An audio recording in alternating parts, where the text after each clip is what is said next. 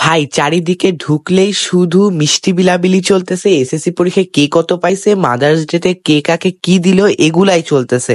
আর আমি ঘরে বসে আছি, এটা তো মানাই যায় না। তাই আজকে একটা হেলদি ড্রিঙ্ক বানালাম, তাও আমার সবচেয়ে অপছন্দের ফুড বাঙ্গি। আমার সবচাইতে অপছন্দের ফুড হচ্ছে বাঙ্গি, যেটা আমি কখনোই খাই না। সো সেটা দিয়ে আজকে আমার মাথায় কি আসলো সেটা দিয়ে এইরকম রেসিপি বানিয়েছি। সো চলো শুরু করি। ফার্স্টে বাঙ্গিটাকে কেটে ধুয়ে পরিষ্কার করে 2 গ্লাস পানি দিয়েছি, 1 গ্লাস ঠান্ডা পানি, 1 গ্লাস হচ্ছে নর্মাল পানি।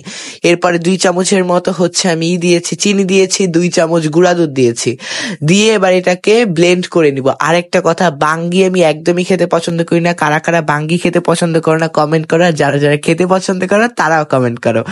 আর এই ফার্স্ট টাইম আমি এত মজার একটা জুস বানাইছি, আমার আম্মু আমাকে এই কথাই বলছে, রেকমেন্ড করছে।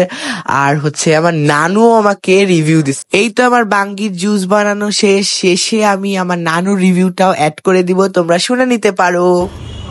নানু কেমন হয়েছে? ভালো হয়েছে।